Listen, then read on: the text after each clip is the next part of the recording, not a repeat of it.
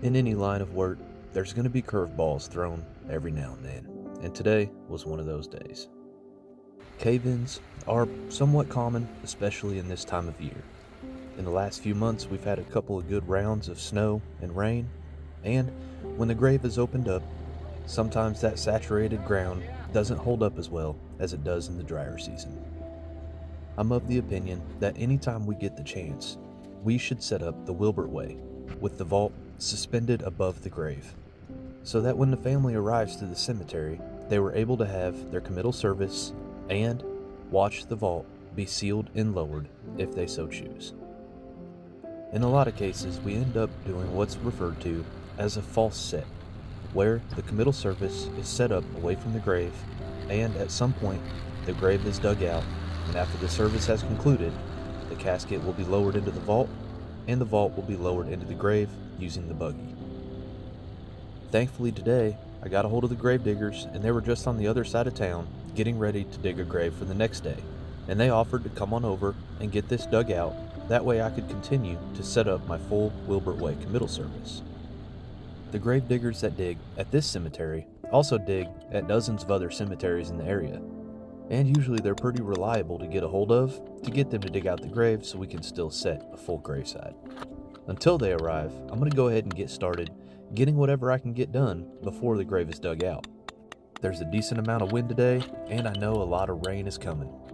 So first things first, I can set my tent frame, minus one pole, that way it's not in the way of the digger when he gets here, and I can set up my walls to start blocking off that wind, and just do what I can to make this setup process shorter after I'm able to get back to work on the burial vault. I'm often asked how long this setup process takes, and the answer to that, it just varies in between a half an hour to 3 hours. It all depends on how far away from the road we are, what the weather is like, how many walls we have to put up, if we're fighting the wind, if the ground is saturated and we can't get our equipment next to the grave, and if we have to board in the buggy all the way from the road to the graveside to make sure we don't leave ruts. It can take far longer. But it's safe to say that in the summertime, when the ground is hard, it usually takes around 45 minutes to do a full setup. And in the wintertime, when we're 50 to 100 yards in from the road, it may take as much as 3 hours.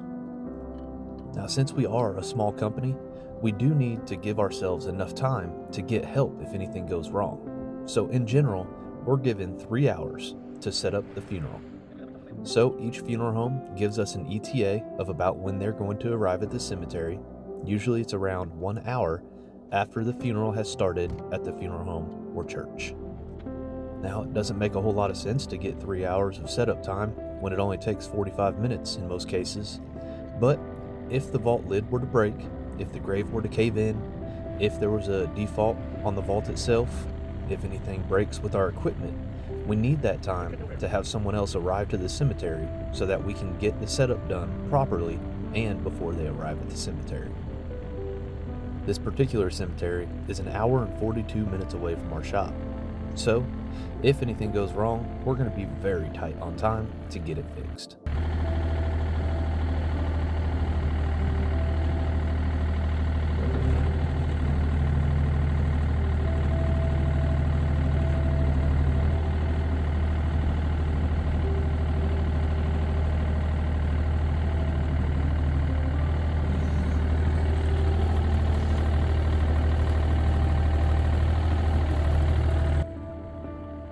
Once the gravediggers do arrive, it doesn't take long for them to clear off the dirt that's caved in from the vault next door, and then I'm ready to set up the Wilbert Monticello.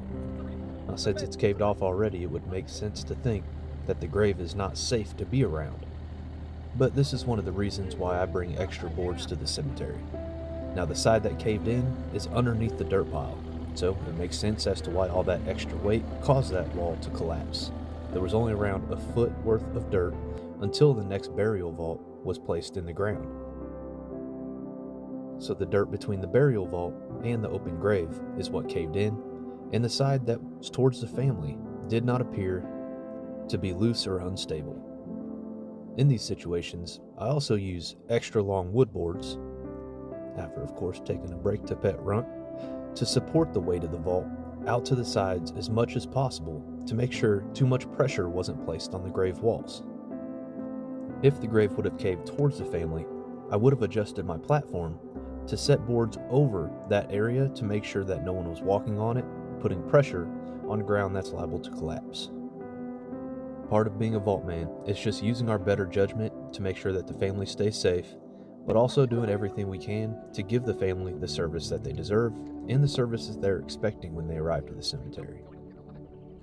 Of course, we want the family to be able to have the graveside at the location of where their loved one will be laid to rest, but safety is our number one concern. And if this was caved in on both sides and long boards didn't even help, if people were still going to be in places that were unstable, we would have done what's called a false setup to make sure that no one had the chance of falling or collapsing the grave and ending up getting hurt. So safety is our number one priority, but we also want to provide the service that the family is expecting. This portion of the video will be the process of setting our tent, setting our burial vault, using the Johnny Handler from True Rebel equipment, and also preparing the graveside service with our chairs, our carpets, our chair covers, our banner, our nameplate and emblem, and towards the end of the video, I'll go into a little bit more detail about what happens at the end of the funeral process. Stay tuned.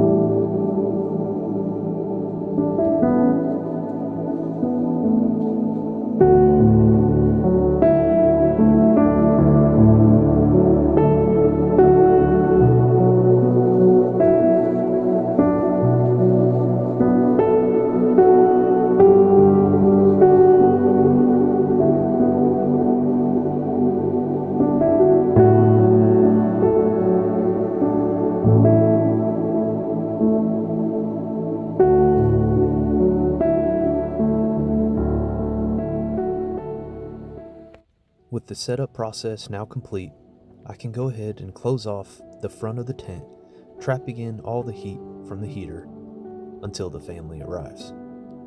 Now, it doesn't work that well on really windy days, but if you strap your tent down correctly and keep any of the air from coming in up against the wall that faces the wind, this heater can warm up the tent by about 20 to 30 degrees. And on a day like today, that's a big help for the family sitting underneath the tent. We just always have to watch out and make sure we let the preacher know that it's going to be hot right there and not to stand too close. I've seen a couple of pant legs melt over the years, so we do not want that to happen. At this time, the family has arrived, placed the casket onto the lowering device, and the committal service is taking place. For this service, the family moved on to the luncheon that was scheduled for after the committal service, which is fairly common in my area, although a lot of families do stay to watch the casket be lowered and the vault sealed and the vault lowered into the grave. In many cases, the families also stay and help backfill the grave. This part of the process is entirely up to the family members who are in attendance. When the family does move on to the luncheon, the funeral director and myself seal and lower the burial vault. In a lot of states, it is required that a funeral director be present until the vault is sealed, and in other states, the funeral director must be present until the vault is lowered and the cables removed. To seal and lower a burial vault, we begin by using the lowering device to lower the casket into the bottom of the vault. We can then add slack to the blue straps that support the casket and wiggle the straps out from each end of the vault.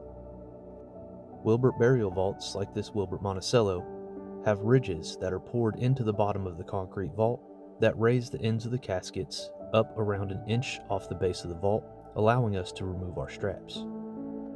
On concrete grave liners, metal inserts are inserted into the base of the grave liner to raise the casket up in the same way, and on metal lined burial vaults, like the Wilbert stainless steel triune, copper triune, and bronze triune, separate plastic inserts are placed in the bottom of the vault by the vault man before the family arrives, allowing the casket to be lifted up off the base of the copper, bronze, or stainless so that the casket straps can be removed.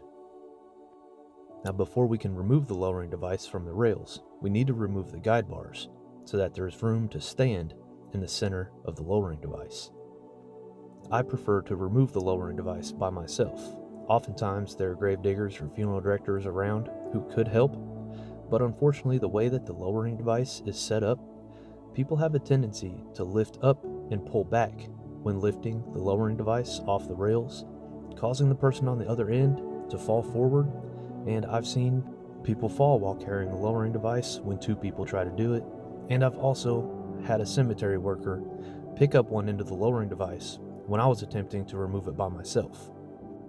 Now, when I lifted up, I was thinking that I would balance the lowering device, but since he lifted all the weight from behind me and I didn't see him, it launched me forward and my hand landed in between the lowering device, which landed on top of the rail. And I won't get too graphic, but it sheared the majority of the skin off my index finger straight to the bone. So personally, I prefer to remove this device by myself. It can be incredibly awkward, and it is probably one of the hardest steps for the new guys to get the hang of, is managing this lowering device from the truck to the graveside. The next step is why I prefer using the Wilbert way anytime that's possible. Suspending the vault over the grave makes it so that I can visually see around the entire edge of the vault. Wilbert burial vaults use an adhesive butyl seal in a tongue and groove fashion, with the base having the tongue and the lid having the groove.